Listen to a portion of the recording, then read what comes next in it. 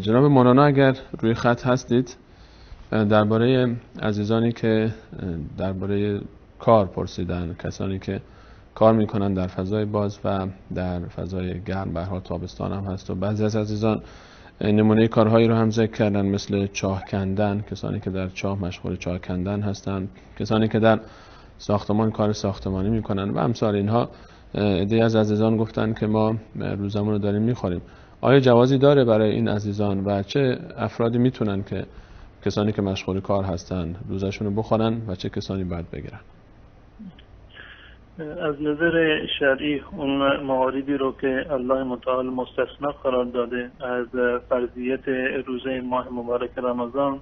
انسانی هست که در مسافرت باشد و یا بیمار باشد و توانایی روزه گرفتن را نداشته باشد. این به عنوان یک معیار اصلی هست و غیر از این دو مورد در واقع در شریعت اسلامی هیچ کسی دیگر مستثنا نیست از روزه گرفتن. منتها زنان هم در حالت ماهیانه که اساسا روزه بر آنها فرض نیست، اما کسانی که روزه بر آنها فرض هست، مسافر و بیمار مستثنا هستند و بقیه به هیچ عنوان اجازه شرعی را ندارند که روزه خودشون افطار بکنند، مگر این که فرض بکنیم که یک نمونه هایی رو در فقه اسلامی بیان کردن. مثلا یک فردی هست نیاز دارد و کارش بگونی هست که برای نجات یک انسانی هست که غریق هست، در دریا مثلا افتاده یا در آتشی افتاده و شخصی برای نجات دادن جان یک انسان مجبور هست که افطار بکند. از نظر شرعی چون شخصی هم مجاز هست که افطار بکند و هیچ گناهی در عهدهش نیست. این قبلا روزه بوده، الان روزه خودش را بشکند به خاطر نجات جان یک انسان از دریا باشد یا از حریق یا از موارد دیگری باشد. این موردی هست که استثناء شده در فقه اسلامی و تعریف شده که برای جان انسان میتوان که در واقع روزه را شکست. اما این عزیزانی که تعبیر میکردند که کارگر هستند و کار میکنند در ماه مبارک رمضان، من به این عزیزان عرض میکنم که شما کارگر نیستید و کار نمیکنید، بلکه شما جهادگرید و مشغول جهاد هستید و روزه گرفتن در ماه مبارک رمضان و در عین حال کار کردن برای رزق حلال و برای تامین خرج و هزینه زندگی خودتان و خانوادهتان، این قطعا یک نوع جهادی هست که شما از پاداش این قطعا انشاءالله محروم نخواهید شد و الله متعال شما را پاداش مضاعفی در این زمینه خواهد داد.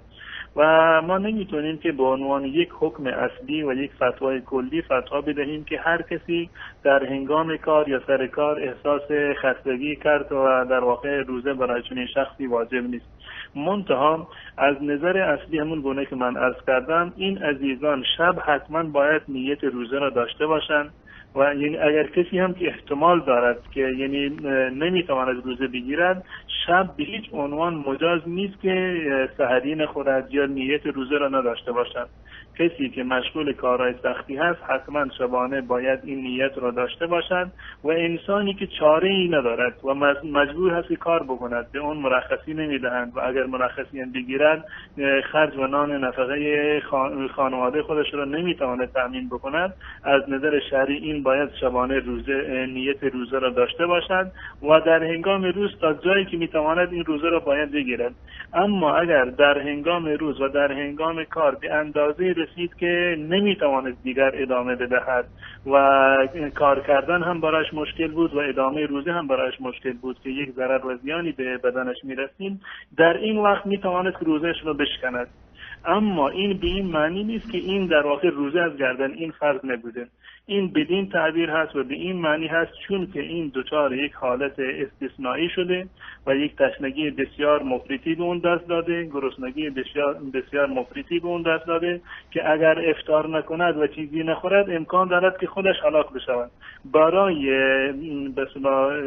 نجات دادن جان خودش و رهایی از این مشکل میتواند افطار بکند. اما این را بدانند که کسانی که در ماه مبارک رمضان افطار میکنند و روزه روزه را نمیگیرند، اگر تمام عمر را هم روزه بگیرند نمیتوانند که این فضیلت ماه مبارک رمضان را در واقع کسب بکنند. پس بنابراین به صورت کلی فتوای ما نداریم در این زمینه که مجاز باشند، به صورت کلی که هر کسی که اصحاب مشاغل سخت است روزه را نگیرند، روزه بر اونها فرض نباشد. و ما توصیه میکنیم که اگر قرار هست شما در طول سال ایامی را مرخصی بگیرید، بهترین وقت مرخصی همین ماه مبارک رمضان است، خصوصا وقتی که شغل شما کارگری هست و نمیتوانید که مرخصی بگیرید. پس بنابراین نمیتوانید روزی را بدون کار سپری بکنید و نهایتا نمیتوانید که حتی روزه هم بگیرید. پس بنابراین بهترین کار این است که شما تا جایی که میتوانید روزه بگیرید. شبها حتما باید نیت روزه را داشته باشید. اگر مجبور شدید که کار بکنید و در هنگام کار مجبور شدید که چیزی را بخورید،